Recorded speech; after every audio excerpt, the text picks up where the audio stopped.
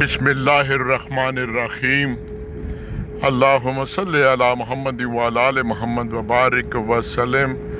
اپنے سمیت اور سننے والے کو ایک پیغام ہے کہ جو میں من گھڑت کہانیاں سنا کر یا یہی بتا دیا جاتا ہے ممبر رسول پر بیٹھ کر، یا میں ایک دوسرے کو بتاتے ہیں جی اللہ بخش دے گا، جی بخشنے والا ہے، جی بڑا رحمان ہے اور معاف کر دے گا، جی گمان اچھا رکھنا چاہیے، جی روز محشر بھی بخش دے گا۔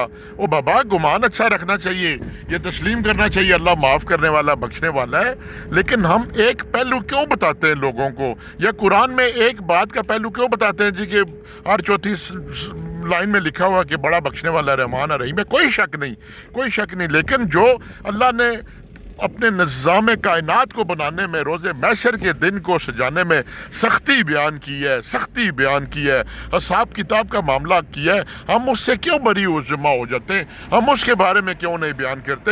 ہم اس کے بارے میں لوگوں کو کیوں نہیں ڈراتے؟ ہم اس کے بارے میں کیوں نہیں سچائیاں بتاتے؟ اللہ ذات کی قسم ہے، بڑا سخت ہے وہ حساب لینے میں، جس طرح معافی دینے میں بھی بڑا نرم ہے نا، وہ روز محشر اس نے دن اس لیے رکھا ہے کہ وہ اپنا حساب کتاب سب برابر کرے گا۔